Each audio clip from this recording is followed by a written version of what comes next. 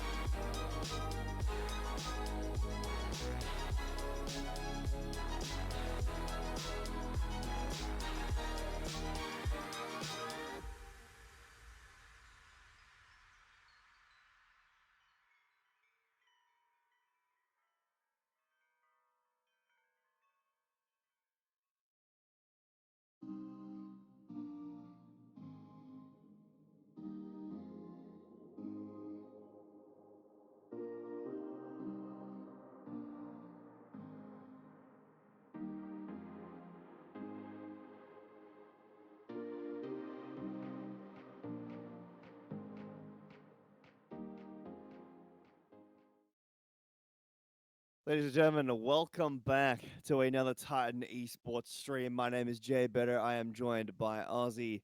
How you doing, my friend? I'm good, everyone. Nice to meet you today. Of course, always a pleasure to cast with you today. But let's talk about what's important. Playoffs on the horizon here. Last week of the regular split for the inaugural split of Olympus. Hmm. Both teams looking formidable. You know, I was a little doubtful about this Vanguard team, but definitely looking like they're a formidable foe here. Every single team, well, I say these two teams plus GCS Steel are all tied 5-1. Hmm. So in series score, now granted, match record kind of gets in the way of that. GCSS right now are in fact in the lead in that endeavor, but if GCSS later tonight, loses their series, the battle for first is still on. And then obviously if GCSS win in a convincing fashion, in a 2-0, they'll lock first place for themselves, and whichever, well, this is determining second and third. So regardless, a lot of seeding Yeah. potentially happening tonight here in Olympus. But second and third place between these two teams. Talked about Vanguard. I really didn't think this roster was going to go the distance like this and really be like contending for first place in their group, but they are. Doggo, on the other hand, I mean, it's a Dorado team. They look formidable, right? Chimmy in that support slot has looked very phenomenal. And also Kiba Boy. As we are going to load up into the draft here. But yeah, a lot of implications with this match. So hopefully we get a banger one here as Corky is banned away. Yes, I know how you feel about Corky sometimes. I mean, it's an interesting, situation where you're locked playoffs, but it's for seeding, and it's obviously still important, but you're going to have to beat everybody if you want to win. You're happy to take some easier matchups in the first week of playoffs, but you got to get there still. Still got one more week to get through.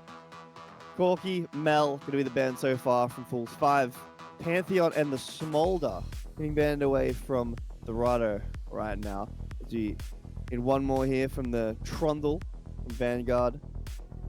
There's a lot open right now. I mean, I know that Azir is something that's been looked at since it's been buffed.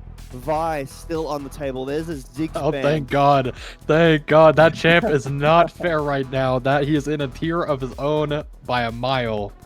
Why did Riot buff this champ? I have no clue. As Varus will be the first pick. Already keeping it pretty standard so far. Katarina on the table for Senja. Something to point out. Might not take it here in this game one, but something to be wary about. Dorado not really caring, as it will be the Azir. Coming from you. You mentioned that, but that Ziggs champ. I'm so glad it got banned because I was going to talk about it for at least 5 minutes if it got picked, because how did Riot decide to buff it, as it will be the MF? How did Riot decide to buff it on AP ratios when all you had to do is take double adaptive plus D-ring at level 1 and it does more damage than what they took away? I have no clue. I'm not Riot balancing, but who cares? Nocturne, gonna be the response. I actually kind of like the Nocturne here. I think it's gonna give a lot of difficulty towards the MF, because obviously they're trying to play around like a bullet time combo. That'll shut it down, and will be the LeBlanc for Senja. Talked about that a little bit before we actually came live, about how I was remembering a game where it was a long game. Didn't seem like he did much, and then he just straight up won the game for his team instantly, just like that. So can't count him out, even if he looks like he's not doing much, but it will be the Kha'Zix coming from Dorado. There's a lot of damage from both teams right now. No real kind of setup at all for either team. I mean, I know that you can with Azir, you can look for a nice shuffle, but Spell Shield on Nocturne, and I mean, he's probably not going to be in the front line standing there. He's going to be waiting for an ult. So LeBlanc, you're never catching her with a shuffle. Varus, something that you can catch, but now you can see the support bans coming out. These engaged champions getting banned away. Nautilus, Leona, Nico, I imagine we're going to see something like maybe an Alistar. It's going to be a Bard that's going to, look to engage onto the Virus on a bad pick. I'm surprised that Dorado banned away the Nautilus, because what I want from them is guaranteed confirmed engage, because you need lockdown onto this LeBlanc. It's going to be the Rakan. Does have some aspects of that, but I'm wondering, is there a better pick here? Was there a better pick here? I feel Poppy. Not too bad. It's going to be Seraphine from Full 5, a super squishy comp. This is Kha'Zix's feeding ground right now. Yeah, but at the same time, because of how their comp is designed, Seraphine is going to be right there next to Varus, not going to get away the isolation damage. So it's not like, at the moment right now, it's basically looking like it's going to be solo Kha'Zix. So it needs some kind of strong dive here. Maybe Ambessa's not bad, but they're kind of lacking in the front line department, which, as I just brought up. Sion's in such a phenomenal state right now. We've seen him time and time again in pro play. That champ, more than happy to just kind of stack his health on you. Not really do too much. I do like the Shen pickup. I think it answers a little bit into that, like Kha'Zix, adds some decent frontline here. Also, I think their comp is well-rounded enough on Vanguard to kind of get around the Kha'Zix. I'm just a little worried that it can very quickly get out of favor for you if your Nocturne and your LeBlanc, which are basically going to be the people killing the backline, aren't able to connect there, because you realistically, unless this is on hit Forest, which is a possibility, no one is killing Sion. Yeah. I think that's a really good point to make about the Scion. 10th pick here, you've seen the entire comp. There's no real tank damage. We're jumping into game here. Game 1 between Dorado and Fool's 5 Vanguard. As we load in here, and let's take a quick look at the summoners. Cleanse for MF, but no cleanse from this virus, and it is going to be the lethality variety, I would imagine, due to the comet.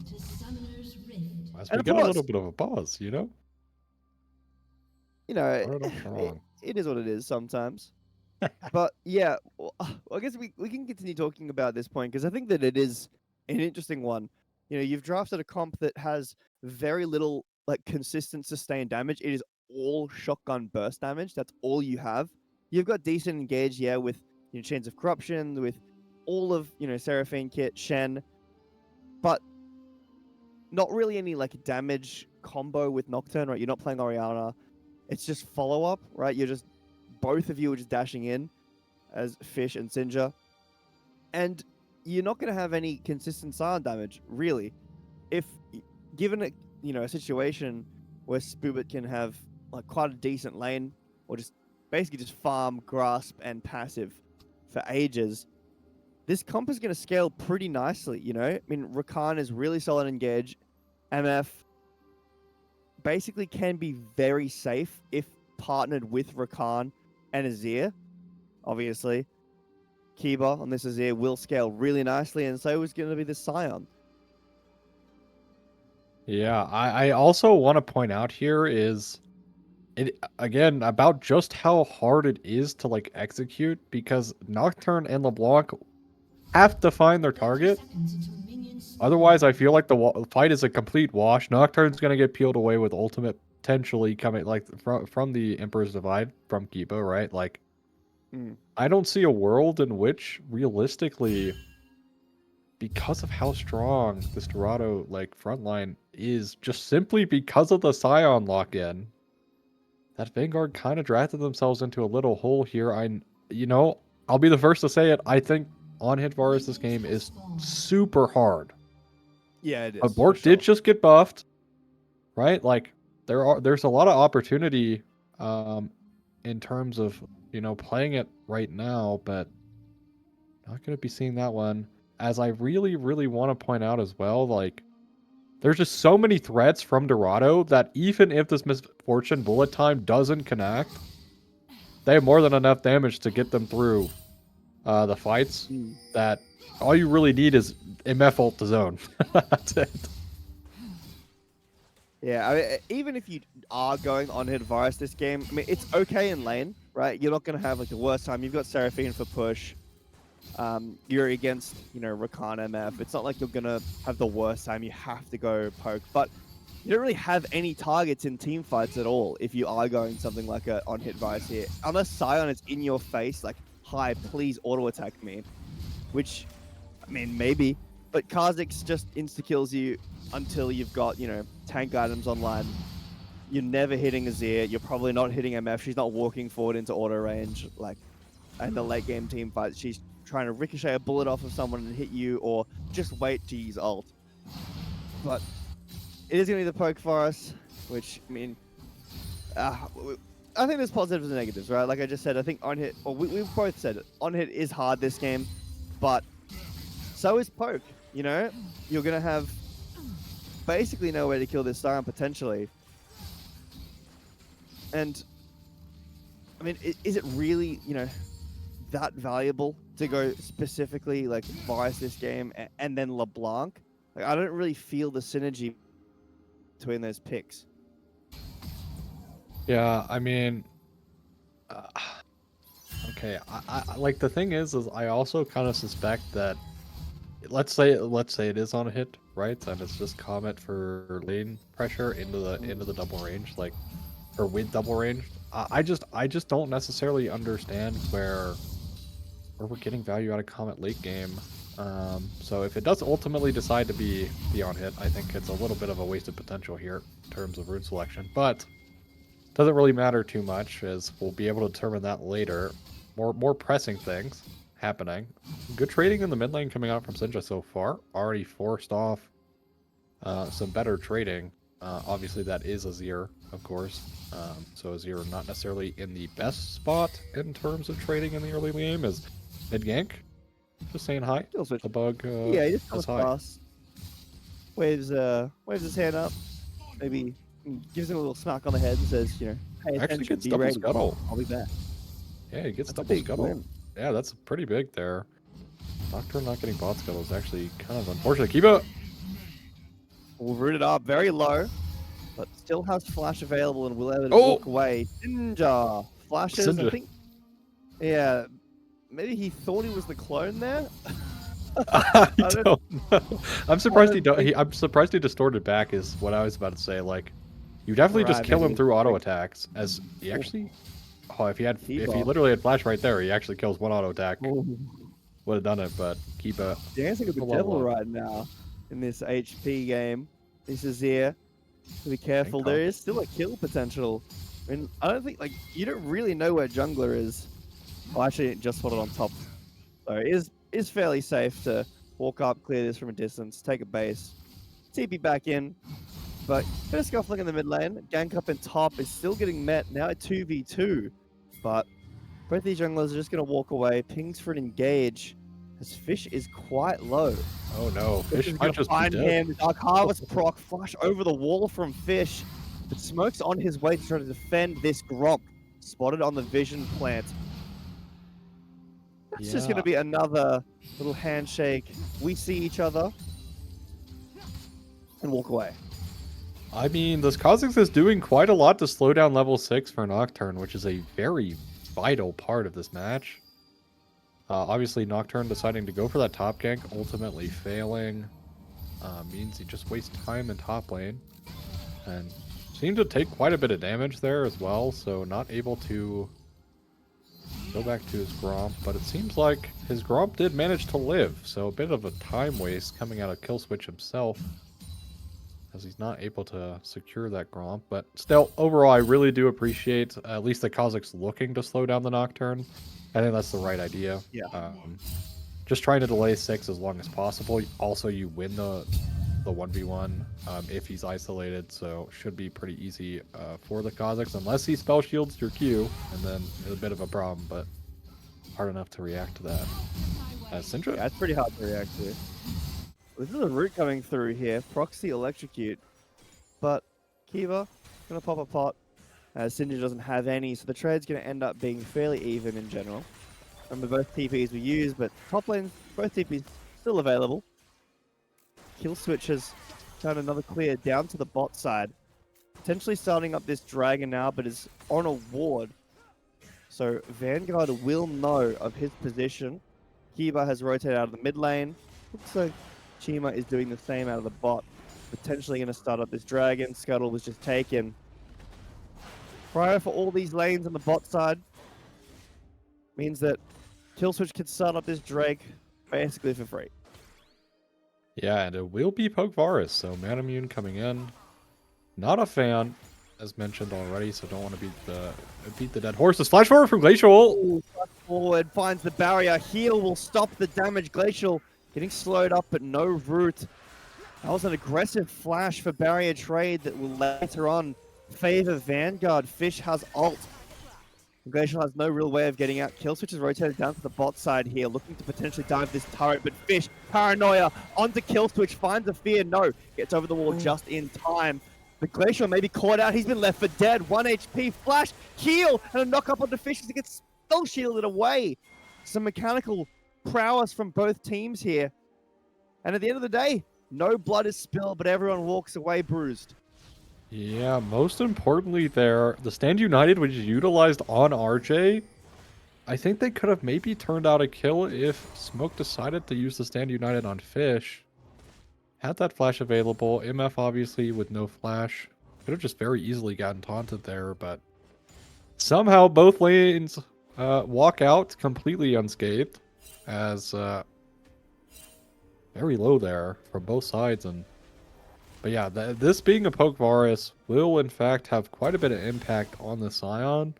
Obviously, Poke Varus can do quite a lot of damage to tanks thanks to his W, but with the Blight stacks, even still, like a bit more DPS out of your comp, but they're definitely all inning on trying to blow up this like backline coming out of Dorado or even the Kazakhs. You just let your Nocturne LeBlanc burst them down, and then you just snipe them away with a Q. But I think Dorado definitely looking at a much more diverse and adaptable comp here as we move towards the mid stages of the game later. Right now, though, still realistically nothing happening. But look at this top CS difference. Yeah, Really huge coming back to difference bite top. them. mean, Obviously, It was proxying, right? He was getting a bit of Yeah. proxy going on. And Smoke used TP and ult, right? He ulted down to the bot side, TP'd back up. These grubs haven't been contested yet, but still no flash, no ult from Fish. It's going to come back up in just a little bit. So there was potentially an option to go grubs here. Kill switch opting to continue farming. Wants to get a bit more gold before doing that. I still think there is an option, like, you know, Kiva Boy can push in as he's been doing all game and rotate, but they're really paying attention to this bot side of the map. yeah, I mean, honestly, for both squads, right, you can very easily take over the game if either side gets ahead here. FedMF is such a terror. And then obviously Poke Boris is just super duper duper oppressive to lane into when he's ahead. Even when, you know, we see lanes kind of rotate out and start going mid, etc. As Paranoia, use mid. Going into mid, Kiva Boy potentially caught out here. Health bar going low. He has to use his ult there. Looks like he will live and flashed away as well. So that's a big win for Vanguard. Spotted on a ward is Fish pathing up to the top lane. Spoobert under tower, taking some tower shots. Maybe a bit too many. TV back in from Kiva Boy will keep him safe in the mid lane. But with that mid pro, the top pro there after that failed dive from Spoobert, Grubs getting started up by Vanguard. I imagine they're going to get given away. Kiva Boy actually all-inning Sinja. The health bar is low.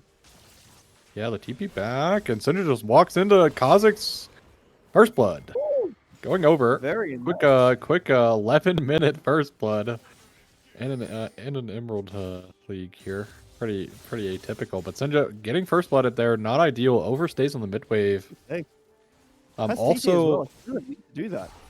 yeah, I'm just really confused. Has teleport available as well, just decides to overstay for the wave.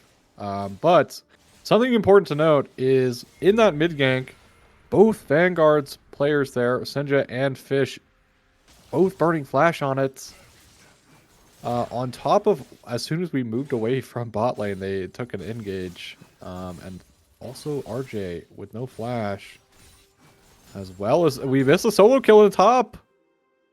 And it's a complete just disaster coming in. 4 fools 5 at this point.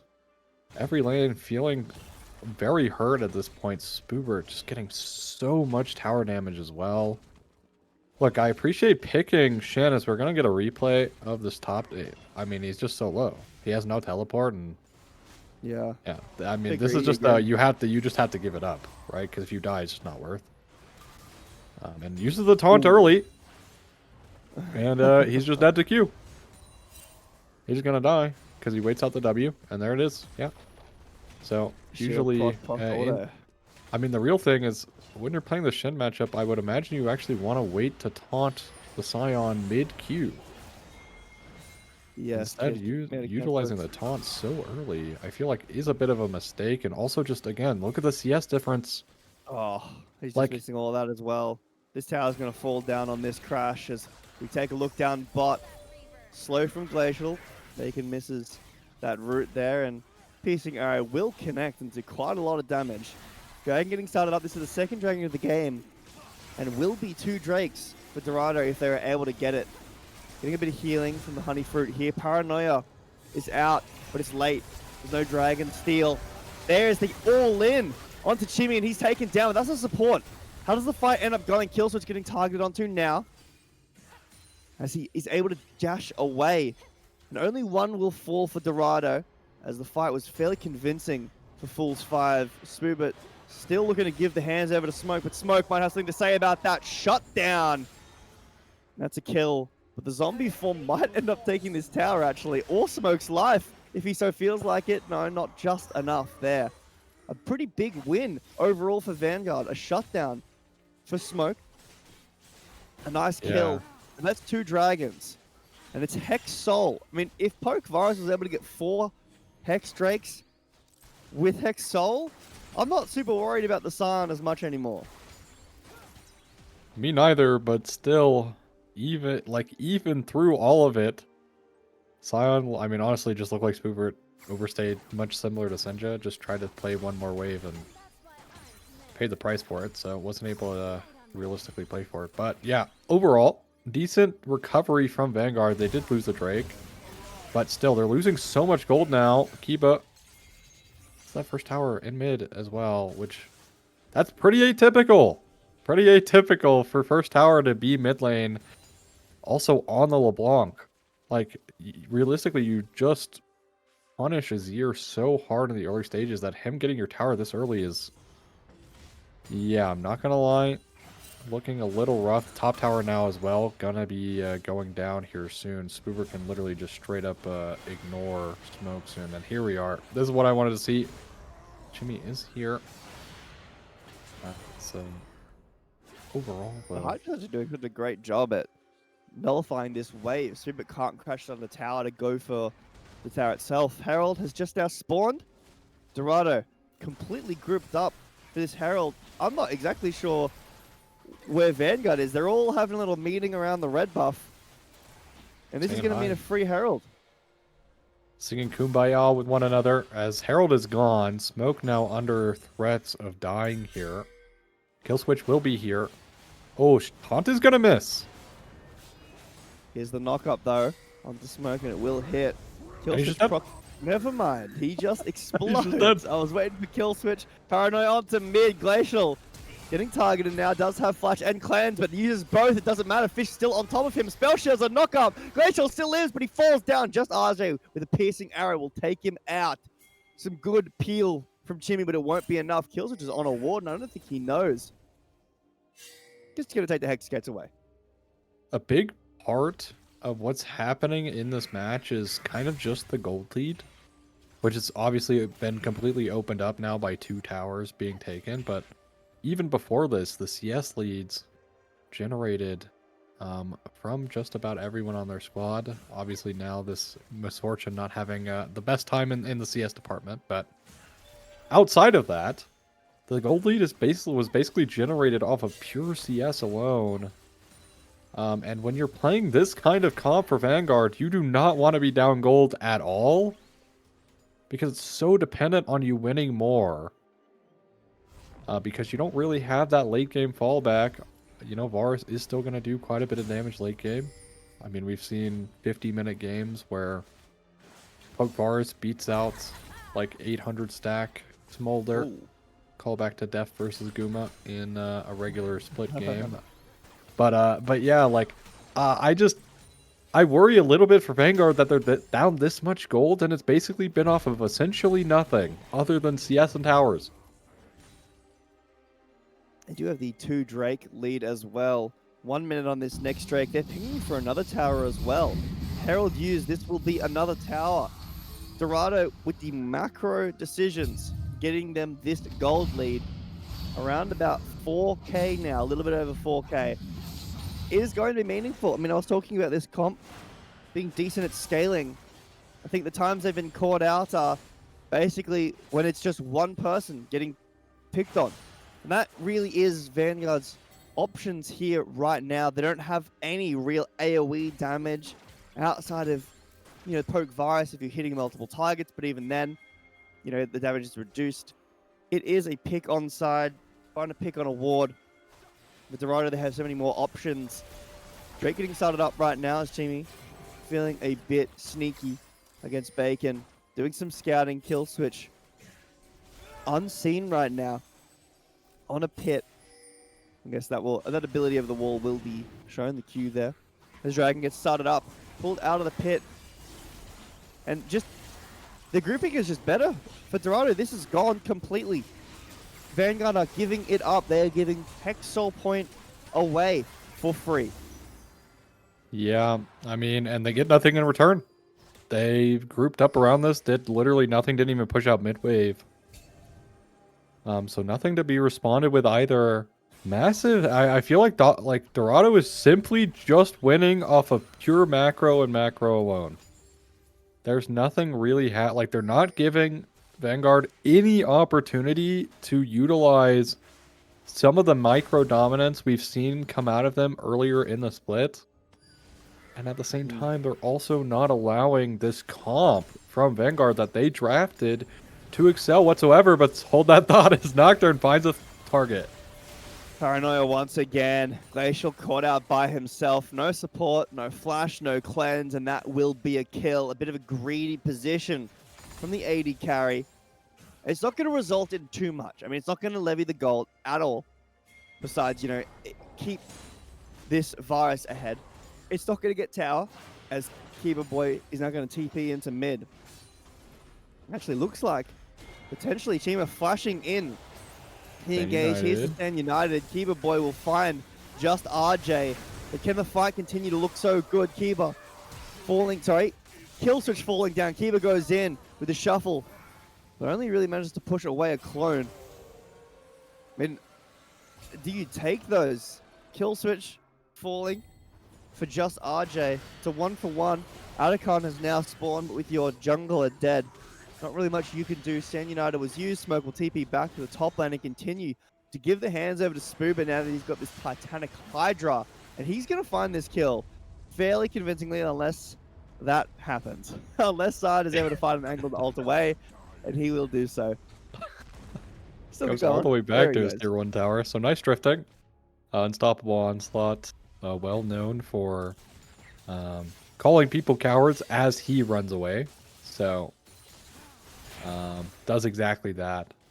I will say, I don't necessarily think it's a bad play from Vanguard to find those 1-for-1s. I think it's a bit more preferential for them to find 1-for-1s. Especially when Dorado were the team to start that engagement in the first place. Smoke obviously able to utilize that Stand United. Because yeah, this is a massive Scion right now. 4,500 HP. 21 minutes. Which is a little rough. A little scary. I will say. Because yeah, again, they really have no way of burning through that HP right now. I mean, it doesn't seem like Smoke's having a bad time, as Arche just Chains of Corruption will hit Shimi, but that's a Rakan. He's able to dash away pretty easily.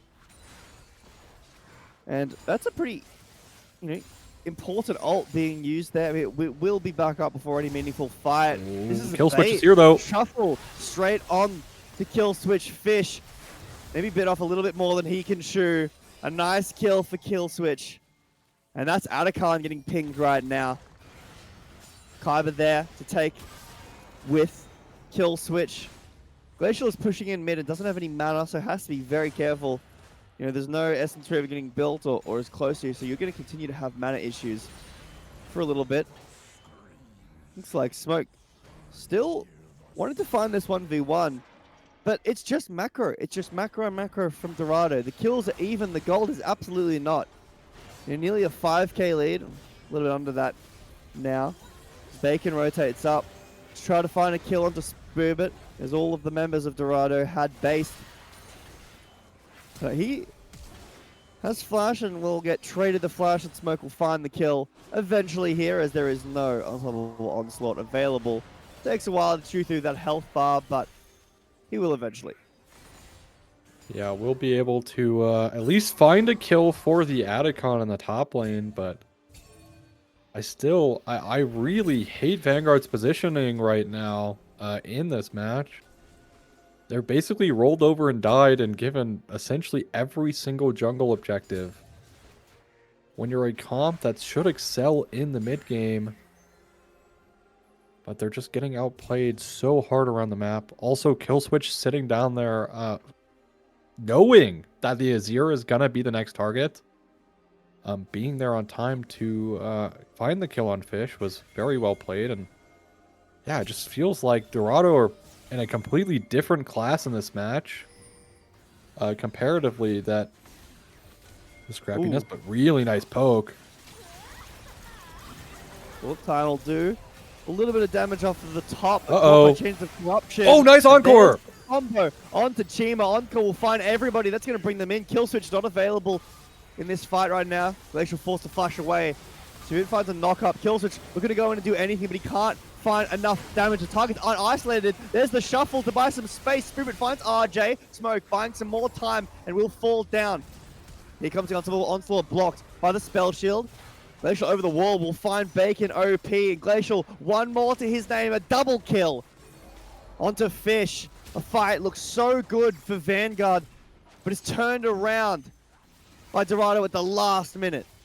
I mean, with what DPS does this Vanguard comp have? Spoobert shows up and it's over. No one is killing Scion, just as I mentioned in draft. This Forest build is quickly coming back to bite Vanguard in the rear, as they just simply cannot win any DPS fight at all. And when fights get elongated out, obviously LeBlanc not that great at doing that. Nocturne either also is not that great at doing it. I thought it looked really, really good here for Vanguard, because Chimmy overextends here. Tries to find some engage here. Doesn't find anything. Chains of Corruption, so they find Chimmy. But they dump so many ults to find this. They have nothing to follow up, and then they keep chasing as if they have any damage left, but they don't. They force out Flash from Glacial, but that's it. Spoobert just will never die here. The Streamer Shuffle to split the fight too. You can't walk in there. Look, they can't hit at all. All the members of Vanguard split up by that. Good spell shield to block the unstoppable onslaught. But yeah, using Paranoia there at a time where you really didn't need to. Wakama's right in front of you. There is no need to send that. And the story continues to be the same. This Scion, just unkillable against 5 members basically. It takes so long to kill him, even in the side lane as we saw before. But now Baron getting started up. Hexol was claimed by Dorado. Spoobert taking a base. He won't even be around at all. There's a blue orb potential. But maybe, no. The bases are getting channeled by Vanguard, and it's completely in the hands of Doggo. Yeah, I mean, I fear the writing is on the wall for Vanguard in this game. Might even just be an angle to talk about the next one, because your comp is just so awful at this point. Scion, it has no answers. It would take a literal miracle from Vanguard here to find some kind of foothold in. Soul taken, Baron as well. Like, Elder flip, baby, let's do it. I mean, even with Elder, I don't even know if they can win with Elder, because who has enough damage to execute Scion this match? I feel like Scion could go in 1v5 and come out victorious at the moment. I mean, you're down nearly 10,000 gold. After some of these towers, it will eclipse that. Still tier 2s available, right? You've got tier 2 top, tier 2 bot. Plenty of sand and gold. More kills to get to as Glacial waits on these wards. And it's a scary position for Fools 5. It might be a call it, stall the game out as long as you can, and talk about draft, but Smoke is dead. This is a dead. They want it over now. Smoke caught out in the side lane, and he gets taken down by Kill Switch, and this will open up a free tier 2 tower as Krugs spawn just to say hello, and Kill Switch will eat those up for a nice little rocky snack as they continue the siege, pushing in the bot side wave. Spoobert pushes in the top side, sorry, the mid wave. That's Sinja on the top side. Onslaught, look at the back. Unstoppable Onslaught will find a spell shield, but he wasn't looking for Fish at all. He was looking for Bacon OP, and just RJ. It's a bait. Fish can do nothing but watch. Paranoia will do nothing here. It's a bot tower taken and a bot inhib taken. And there is no wave clear. There is waves as well for Dorado to play on. Spoobert is unkillable this game. So everybody but towers, it looks like right now. Oh, Kill Switch takes a lot from the towers, actually.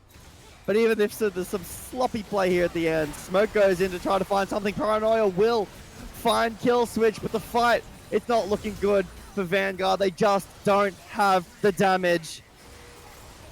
That's 2 kills over to Dorado. And a bit of trolling in the base. Hang on, will find Giga.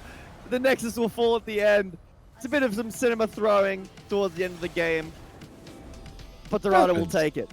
I mean, they'll take it decisively as well. Just so well played macro wise, and also just I need to know what comms happen in Vanguard's like Discord to just even understand why we would ever pick Varus and not go on hit this game when you see Scion R5. I cannot fathom with your comp. You have the thought process of, hey guys, as soon as 20 minutes hits, when Scion starts grouping, who's killing him? Like, was that not a question? Did we not think about that? Yeah. Definitely didn't look like it that time. And no Black Cleaver. yeah, I mean, but also, right, their pick comp didn't work at all either. It's not like they got anything going. They killed Glacial twice. That's it. The LeBlanc didn't really do much, even got essentially solo killed by the Azir thanks to the overstay in mid. Just not a great look coming out of Vanguard in game 1. And even the smoke damage, right? Don't let it fool you. It's all fake. He's just dueling on the Scion that he couldn't kill for majority of the game, and got so far behind in CS in the early game, which gave them the advantage. And as you can see with the gold lead, it's just Dorado all the way. I mean, even the biggest picks they had, the most important ones were onto Glacial in the mid lane. In the mid lane, sorry, off of his positioning mistakes, or greeting waves when his support wasn't next to him. All the other picks were onto Chimi. There was one after Dragon. The fight looked really good. They found one. There was another one around that Dragon again. Onto Chimi again off of some positioning mistakes. But other than that, they're literally winning a 4v5. I mean, I know that they burnt so many ults onto the Rakan there. But it did just look like a macro masterclass from Dorado. And even though, when you were talking about Vanguard and their micro decisions in previous sets being really strong, Dorado still had like really, really solid team fighting. They didn't look like they had any holes in the team fight specifically. So, where do you go for this for game 2? Is it just a comp diff? Because it looked like Dorado just had they had everything switched on, and Vanguard hasn't fully woken up yet.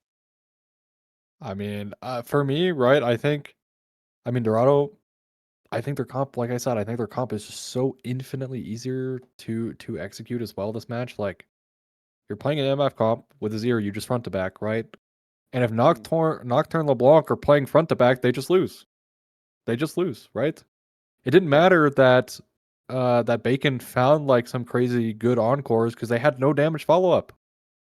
There's no damage follow-up off of that encore there. That I think this game really just comes down to comp diff. And if you're gonna play a win more comp like this, Vanguard, you cannot give 3 Drakes. You just can't. Yeah.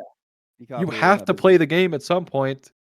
And the earlier you do that, the better, especially when you're playing a pick comp that's really, really good at picking people out.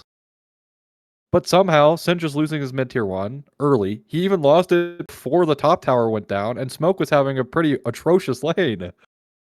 You cannot do that as LeBlanc into an Azir and then expect the match to go positively, right? Like, I think they just had no map control at all at any stage in the game, despite their comp dictating that they need to try and win the game through mid-game, and just they kind of looked like a fish out of water. Like, they just weren't really prepared or on the same idea about what they needed to accomplish. And Dorado did a phenomenal job and also shutting out that plate-making potential from the Nocturne, from the Chains of Corruption as well. But I think if you're going to play front-to-back like this, Vanguard, just pick a front-to-back comp. Don't try to overcomplicate it with some kind of crazy, like, just play front-to-back Varus this game. I think it's fine. LeBlanc just finds a flank angle, just annoys the MF. Who cares? You just play front-to-back. But you decide to go all in on the pick-poke variant, and you pay the price in a very easily lost game. For Fools 5 Vanguard, down 1-0 now against Dorado Gaming Omega. We're going to go to a short break. Have a look at what these teams are going to draft in our game 2, but we will see you all shortly.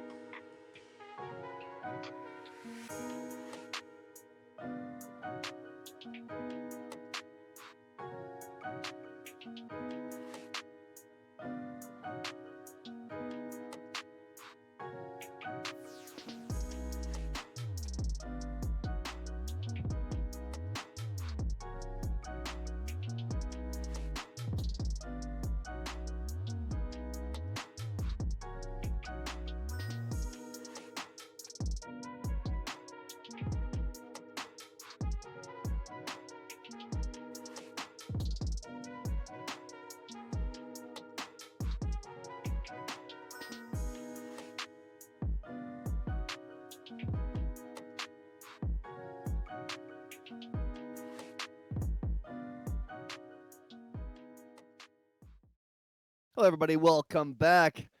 My name is Jay Better, still joined by Aussie. Dorado, winning game one fairly convincingly across the board. Macro, micro decisions all going in their favor. Fools 5. They need to pull something out of their hat, and hopefully it's not a rabbit. Oz, talk to me about this second game draft. Well, I'm really hoping from Vanguard that we see something that can kill something on the enemy team. Just anything. Anything goes. But also, right, like, if Vanguard are going to try and leverage their, like, micro ability, they need to draft into that.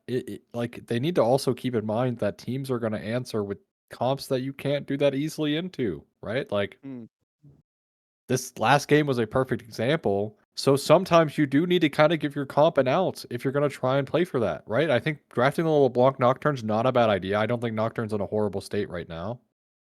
LeBlanc also, after her buffs, has not been too bad either. And then they B1 Varus. Varus is the most adaptable AD carry in the entire game. Leverage that, right? Like, don't buy into what your Nocturne LeBlanc want to do. Be the out for your team that you desperately needed that game. Because I'm also convinced if that's just an on-hit Varus at that, like, fight right after that dragon, or right before the last Drake there in that match, they might actually have a real chance to win that fight and get themselves some kind of footing back in the match. But they didn't have it, and ultimately just squandered any chance they had in that match in load screen, which not really ideal. Also, I would really like to see Smoke not get as far behind on CS. Getting into draft here. Fools 5 Vanguard opting for the second pick position, meaning that they can take their own 10th pick counter pick. Dorado remaining with the same bands, Smolder so far. And this is something that I've talked about a few times, as Fools 5 are actually changing up their bands, which is something that I like to see, where blue side and red side, you ban the exact same thing, which I think isn't correct.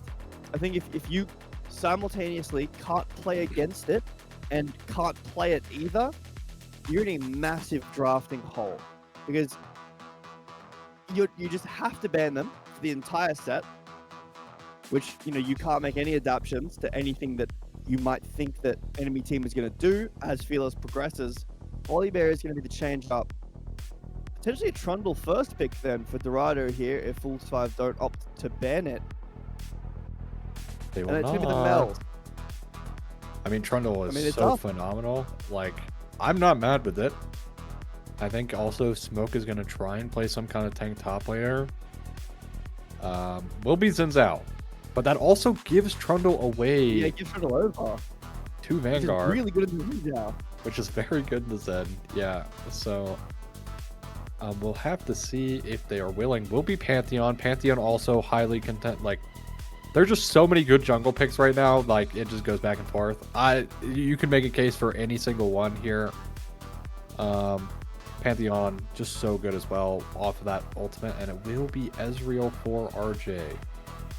So what's in the back for Syndra? I mean, Talia's banned. Talia's banned. So no Talia. Oh, it is too. Yeah, Makes sense. So I do appreciate them banning out strong things that they're going to draft into. The Talia ban there is quite nice. I also like the Ahri ban as well. But will be Gragas, Karma. So far we're keeping. I mean, the Karma is a bit of a denial for the Ezreal Karma for sure. But so far, everything on Dorado is completely neutral outside of this. Like, this does not tell you at all what they're trying to play. Xin Zhao, as it will be the Ornn for Smoke. Which, you know, for Dorado, would have maybe liked Trundle a little bit better, but they will now ban the Trundle, scared of Trundle top. Which, I guess, well, I mean, I don't know. Wow. I feel like this is a waste of ban. Gragas is picked here. No way this Gragas is going mid. I mean, maybe they think it's Gragas mid, but I don't see a world where this is Gragas mid. That Trundle ban was potentially a waste. We'll have to see. Corki getting banned again. It was in the first phase, in the first game. But the mid pool is getting really pinched.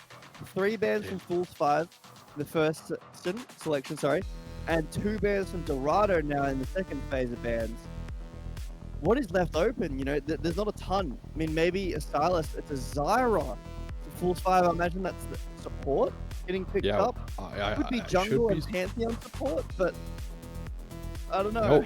No, I feel like there's no way you're playing Ezreal Pantheon bot lane, especially in the Sivir. I think realistically that's just a wash. So I think it has to be Zyra. Excuse me, I almost said Zaya. Zyra. As yeah, curious to see what Dorado will be. That Silas denial, as well as I think Silas has pretty good ults here. You have Call of the Forge God. You also have the Zyra ultimate to take away. If you ever do see Pantheon in the mid game, you can just take his ult, gank on the side lane, and it will be the Aurora into Silas. I mean, this is probably one of Silas's hardest matchups in the mid lane. So we were talking we've about seen this the other day, right? Yeah. Like, I really like Aurora into the Silas, because your ult for Silas is really not that great, and you were just so oppressive into melee champions overall as an Aurora that it can be very difficult, but it comes down to execution. So far, execution's been on Dorado's side. And also, I don't know, I worry, once again, kind of a little bit here for Vanguard's damage. If this Gragas decides to go tank, instead of going that like more bursty AP build that we've been seeing on Gragas top, and he does choose to go more of the tank Gragas, how do you really kill anyone? Especially because of Crescent Guard being so OP, but we're loading up into the game. So it's time for them to answer that question, because they need the Syndra. Speaking of, already getting low in the mid lane, forced to back away. No flash used, so gonna be okay, but a lot of pressure coming out. Just a little bit of a, you know, statement all in there. Don't force anything. Don't use anything.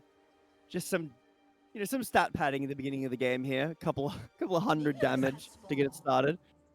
But yeah, I think that this comp from Dorado is really scrappy team fight. You know, not super late gamey, but you know, obviously Silas is going to have a hard time. Sivir needs to scale. So you're looking at, you know, a few items in, just team fight and send yourself at Vanguard. Like, there is enough damage, in my opinion, to kill Ornn. If you've got, you know, Black Cleaver on Jin Zhao, Sivir with Pen, you know, auto-attacking a ton. You can already see the start of the trade in mid. The Electrocute proc is going to do a ton to Kaiba in this mid lane. And I mean, you're playing Sivir Karma. It's gonna push in your favor. I mean, you've been not a huge fan of Sivir in the past, as you know, teams aren't really using the pick to its proper potential. How do you feel about it this game? This game, I mean, look, I'm usually a pretty big Sivir fan. It's just I think she's just harder to play than certain AD carries. You really have to be strong at fundamentals as an AD carry player to play her off because she is such short range, right? Like she has a lot of front to back potential, and it really just comes down to your skill to abuse your lane. As Smoke actually finding the first early foothold in this lane, Spoobert getting very poked out now. Be And then he'll heal back up and trade quite effectively. Already popped by Smoke. One popped by Spirit, and obviously, you know, D shield healing. Plus nothing's resolve. happening. They could have bonked each other, but as I say that, Spoobert now going to get shut in. But about Sivir, I think Sivir this game is quite good. You can spell shield essentially Pantheon W, so you're never under threat of any gank realistically. Her front to back damage is just so good. Spoobert's nice trade. Nice trade coming in out of smoke again though. Phase rush away though. As a W. Flash forward, not enough damage. Oh, unlucky. Not enough damage as a W. Able to keep him alive just enough. Does force out flash as well. That's really nice like poke in this mid lane coming out of Senja. I mean, this lane is just so brutal. In fact, some Silas is opting to go the D shield in this matchup because it is just so brutal. But not happening for Keepa. Gonna be. I mean, they have the rotate. Kill switch caught out. Flash and will buffer the stun there. We'll get him out to safety. This is a bit of a different look for Vanguard. They've got top and mid both pushing in pretty consistently, which is going to allow Cinder to rotate down with Fish and catch out kill switch, who's forced to flash away. Now he's wrapped around. Kaba will dash away to safety. But it's good to see Vanguard having a little bit of agency in this early game. All push last game went in favor of Dorado, and it all just fell away so quickly. I say that actually, but it was quite a late first blood, despite the push and the CS gaps that were getting generated. It was a slow bleed out in the early game, first blood, and then just the macro decisions from Dorado. So having Vanguard in a commanding position feels pretty good. Yeah, it feels much nicer this game. Also, will be lethal tempo Ezreal. Just for that extra lane potential. As Bacon needs to be careful. The old popped in the bot lane as well from Shimi. As Syndra, speaking of being careful, oh my goodness.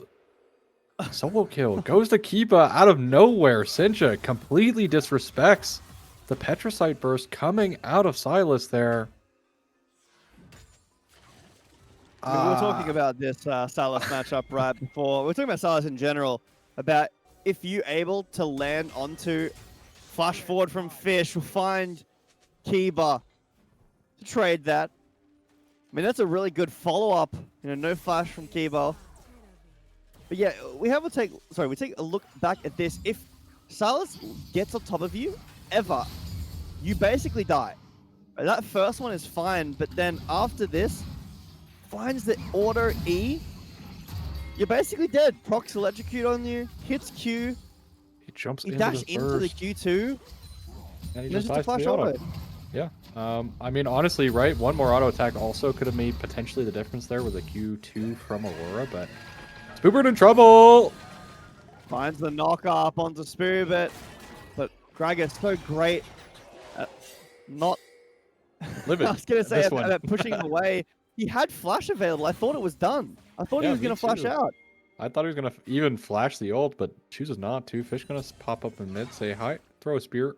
Will miss. Just barely there. Right at the edge, but will miss. But yeah, also, yeah. Syndra does have that W. That's also another kind of problem point, specifically for Silas, is if he does get on top of you, if you do save your W on the Aurora, you are able to just very easily keep yourself hidden and not take any more trade damage. Into it. You dash into Q2. Yeah. You will die. You will die if you do disrespect Silas damage, but look at this top lane or top side invade coming out of kill switch, giving up the Drake. So this will be the first Drake of the series going towards Vanguard. Will be that Inferno Drake. both the feels good and feels bad moment a little bit, I think. You know, you are admitting at one point that you didn't get a single Drake last game, but getting first Drake this game feels pretty good. On the other side, like you mentioned, Killswitch getting an invade is something that we didn't really see Vanguard do too much of last game when they were losing stuff, is getting things on the other side of the map. A smoke, I wouldn't call this winning the lane. I mean, of that solo kill, potentially, you can call it that. Killswitch is going to rotate up here. It slows from Smoke might just Spoobit. die. No flash. Yeah, there's no ult here from Smoke. No flash available either, you're correct. And it's going to be a kill dedicated over to Spoobit there. I like how aggressive this mid lane has been. Sometimes, you know, if you're a Silas, you're not super confident in this matchup, and it is really, really hard. You just sit on the tower all game and get absolutely blasted. But it feels bad to say and to do, but for Silas to win effectively, you know, to trade in this lane effectively and to get CS, you have to actually like all in enemy mid lane on the wave to try to get the CS. And even still, there's still a big CS disadvantage. So despite that solo kill, it's basically even in mid right now.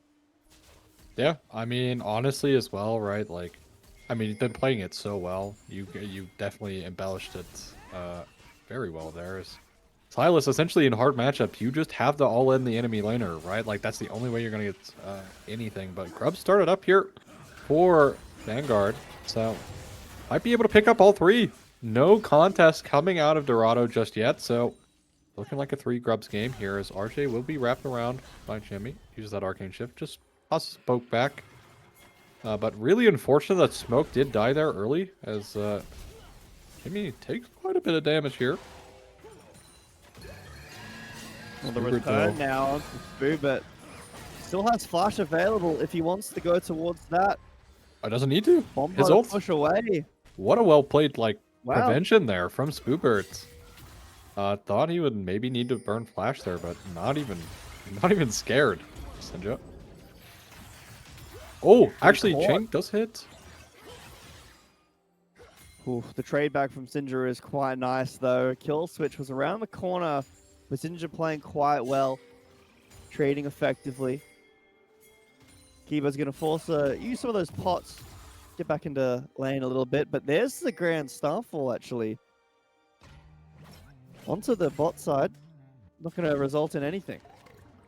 Yeah, and also in this top lane, Smoke tried to tower dive, wasn't able to do so.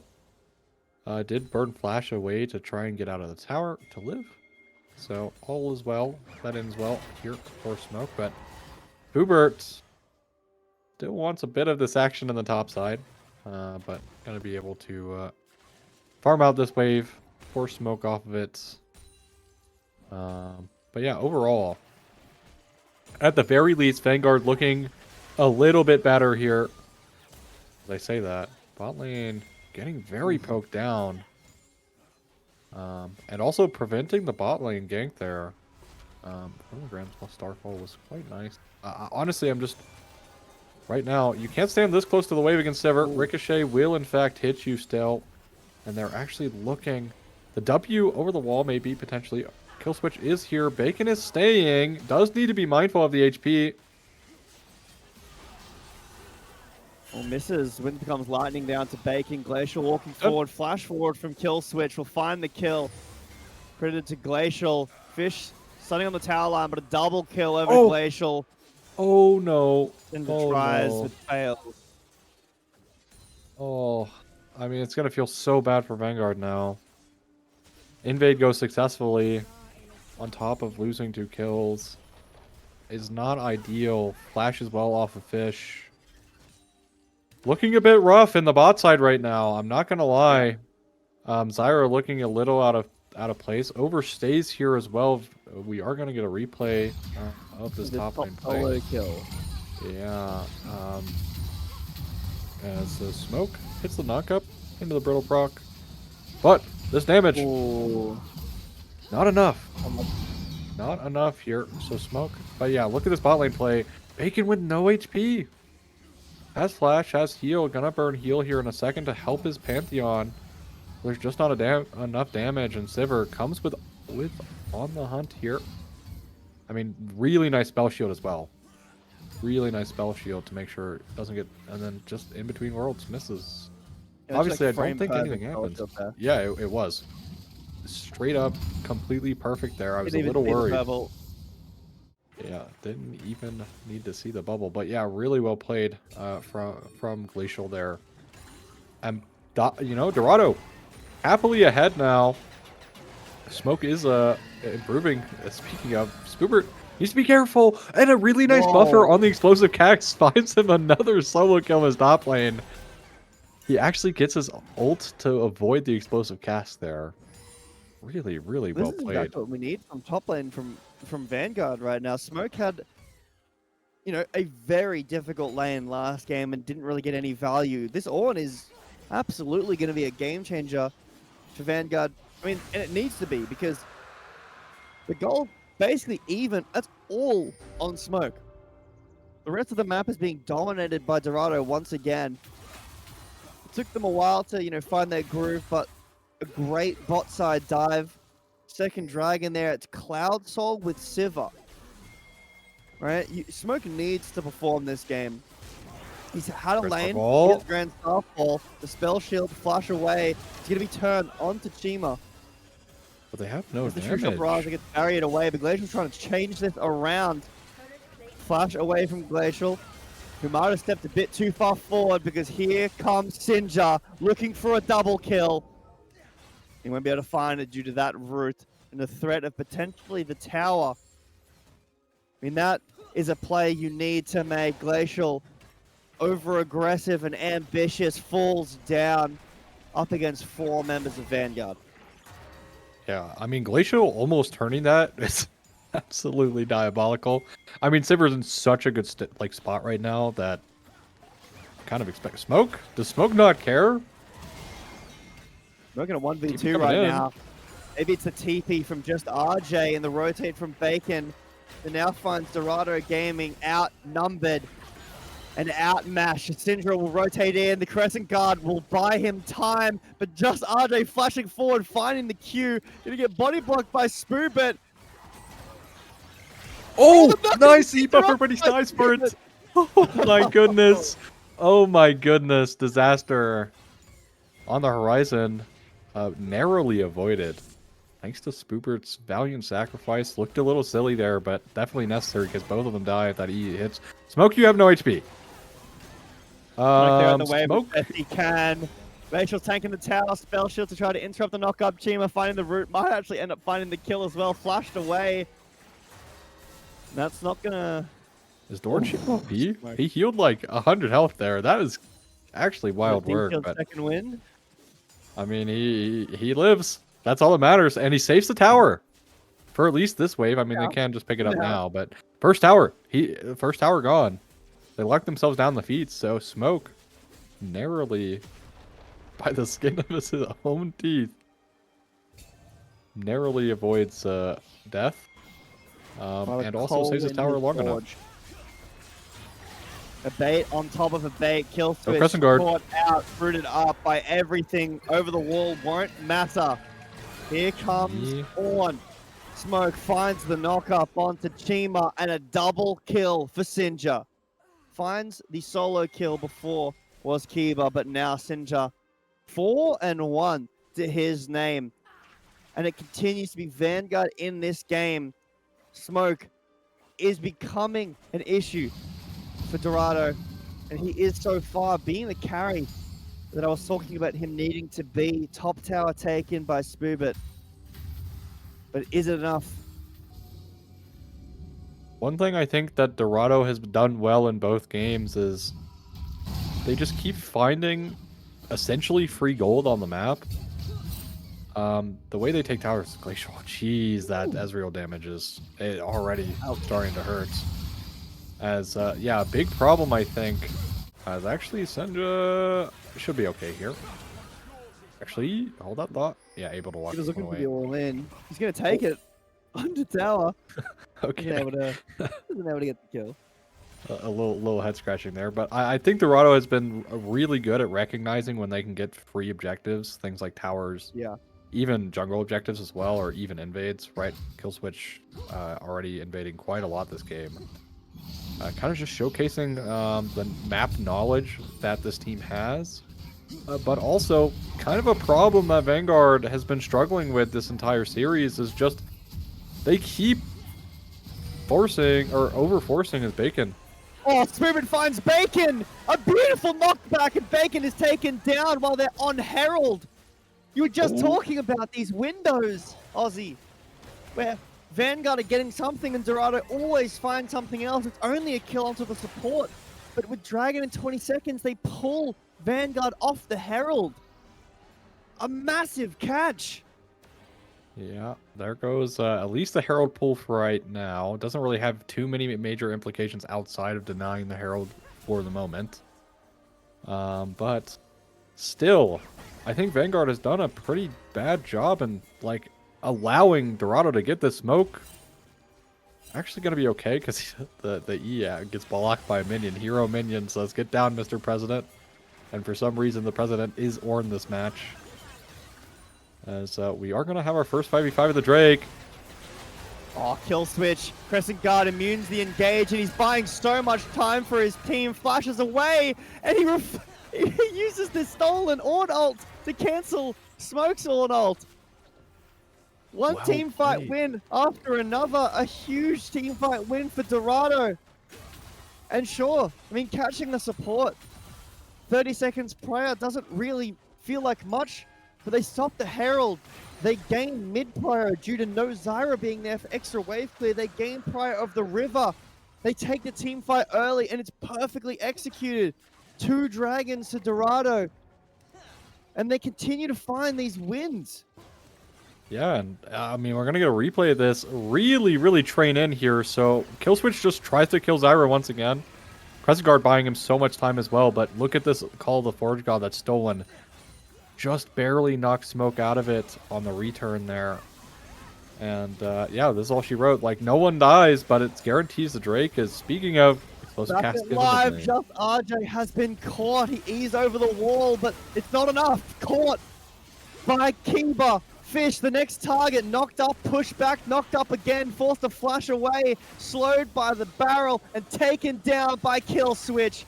2 kills now over to Dorado. You give them an inch, and they'll take a mile as they get the gold lead finally in this game. Or as Aussies would say, you give them a millimeter, they take a kilometer. As, yeah, overall, again, right, Dorado just never back down here, never quit. Keep finding winning angles here. And once again, caught out is this bot lane from Vanguard. You know, I rarely ever want to, like, ever use this, but right now it really feels like Vanguard is just... I feel like they're just so out macro gapped by Dorado in the series that, like, yeah, they had some good moments where they found some picks, but, like, look at the map control realistically, right? Like, outside of Smoke getting towers by himself, really nothing of a life sign coming out of Vanguard in the way of obtaining map control for the team. And every time they've had anything happen, they've had to use too many numbers to get it to happen in the first place, that they were just losing stuff for free in the side lanes. They didn't generate enough of a win out of their plays where they're just overflowing everyone into a certain side lane to try and pick someone off. To really warrant it. Mid tower's for sure dead. Herald will be able to charge into this one. Smoke is fine. Able to walk this one off. As actually wants more. Being knocked off. He does have Oh my a team goodness. behind him. Barrel is immune.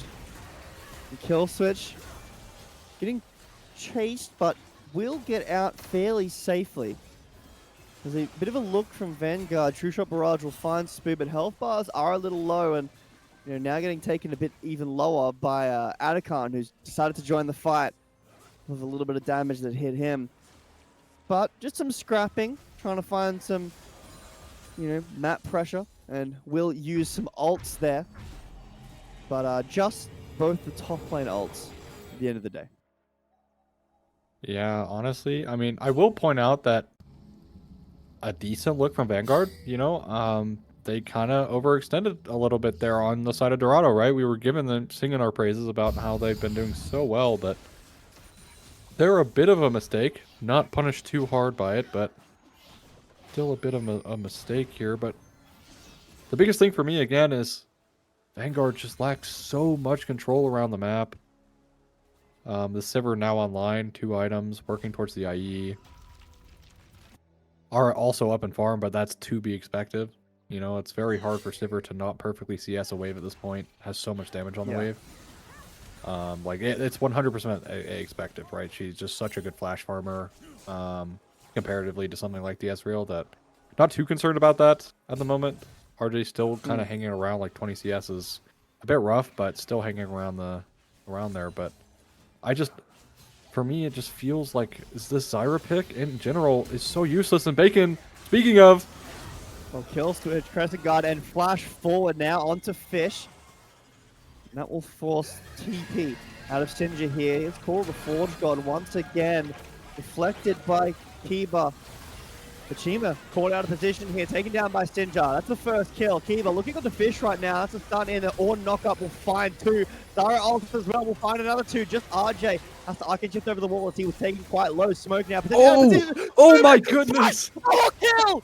Finds a huge body slam, and one more will find a triple! Spoobit, after a hard lane, will carry his team to an Atacon. Yeah, Spoobert, a little quiet in the lane phase. Makes up for it in that one play. Triple kill, and also buying, not even just a triple kill, but was just pressuring that Ezreal so hard. They're going to lose mid T2 and also Atacon on the top of that. And, you know, I talked about maybe being tank Gragas being an issue, but Gragas damage is also kind of an issue here. They just don't have damage. And I was mentioning about the Zyra pick. The Zyra pick just looks so bad. You can't really do anything here. Obviously, the ultimate did land quite nicely later on. Call the Forge God. I mean, they do pick up Jimmy very easily here. But realistically, where's their damage? RJ, watch. He's just going to disrespect Spoobert. Spoobert is literally just going to beat up on him. Like, all by himself because he walks into it, but doesn't matter. Arcane Shift buys him enough time, but the E-Flash picks up quick and easy. So, yeah, really well played by Spoobert here. Finds the bot lane of Vanguard, and that's all she wrote there. And I really think, again, much like last game, this game's starting to feel like Vanguard. Outclassed, outmatched, and also getting outplayed in this series for sure. But that being said, Ornn items can still come through. Sivir can still get one shot. There are still these like winning factors that can happen. I think realistically though, a weak point for Vanguard that they need to clean up in this match if they're going to try and come back and win is Bacon needs to find a way to just not get engaged on so early, so easily. But just really, really struggling on the Zyra to really do anything. I mean, it also didn't accomplish what it needed to in the lane either, right? Like, you pick Zyra for lane dominance with the poke. Didn't even do that, because Ezreal Zyra are shoved in permanently by the Sivir. Granted, the Sivir pick was a fantastic answer.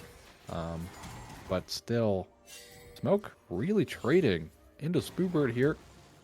Might bite a little bit more off than he can chew. And you're looking for it. He knows he's feeling confident, a little bit more confident now in this 1v1 than he was in the beginning. Knock off into the barrel. Another W there, and that's a pretty easy solo kill. Ult was forced, and Spoobert only a little bit under half HP. Baron is up. Top laner is dead. 3 minutes on Cloud Soul again with what I mentioned before. Sivir with Cloud Soul. Yeah. That is terrifying. You know, Jin Zhao as well, like pretty good. Silas, amazing with Cloud Soul too. This is an awful position to be in for Vanguard. When before, you know, you were ahead for majority of this game. Baron getting started now, taken basically for free. And it's feeling like this match is going to end the same way Game 1 did. Yeah, I fear Vanguard are awaiting a very slow and disastrous defeat here. Looked a bit better in their early game, right, comparatively to the last game, but still, I mean, again, I kind of feel like their comp really has no identity here. Grand Starfall has gotten essentially 0 usage into a kill. Like in the mid stages of the game, which is something you expect, right? It's very impressive. It's why Pantheon Jungle is so good. He's kind of essentially become the replacement Nocturne, which we saw in game 1, especially in pro play, but not able to really get anything going here. Obviously a little hard to do so when your bot lane is losing so hard pressure-wise. Because you don't really want to gank the Gragas.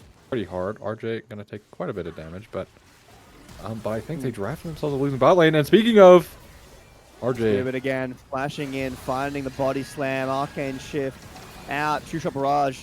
Won't do enough damage, call the Forge God to knock up, but there just isn't enough damage from Vanguard right now. Chima finding a root, Fish finding a stun. But still walking forward are Dorado. They are unfazed. 4 members, now 5 with Baron. As Kiba joins, he's taking call the Forge God. 1 minute on this Drake would spell the end from Vanguard if they make any mistake here.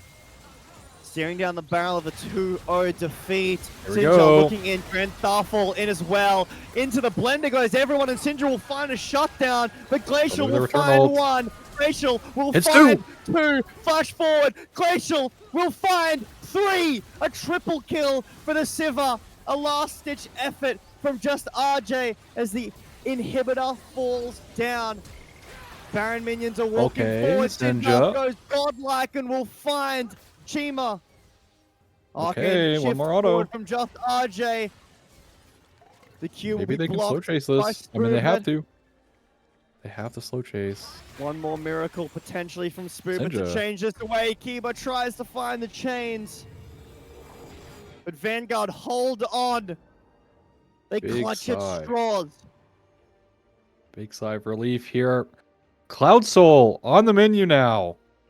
I mean, RJ, I think you really, really need to just go back here. You have teleport. Clean up this minion. Maybe this gives him his item here. But they're gonna have to full send and find another fight just like that.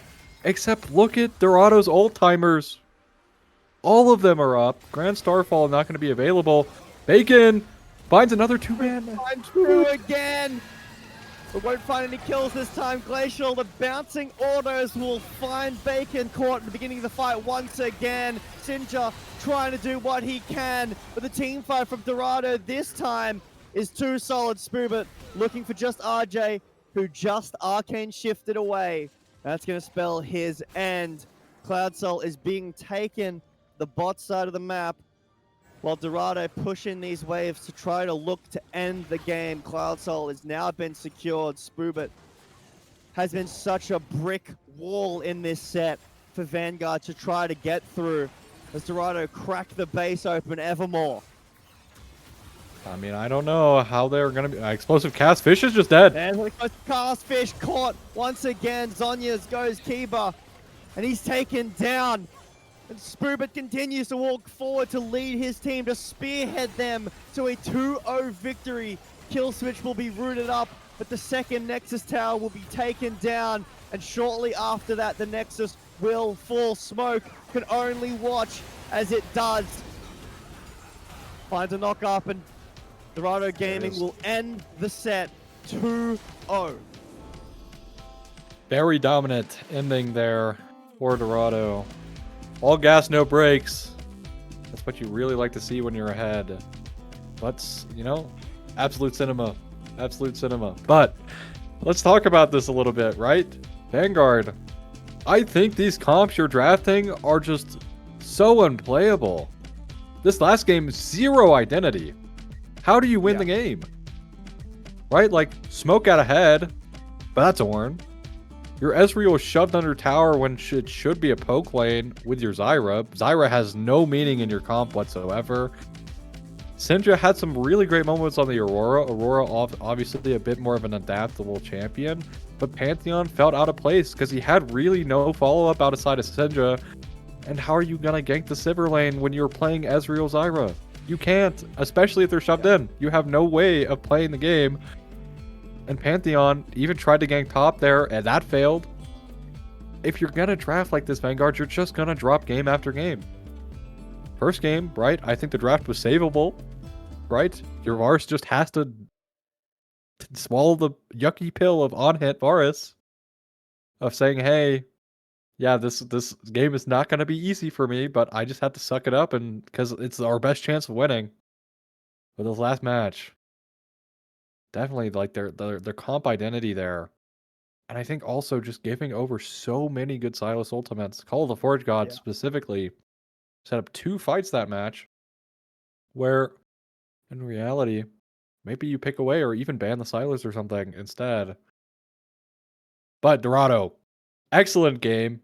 Definitely knew what they wanted to be doing at all times. No hesitation.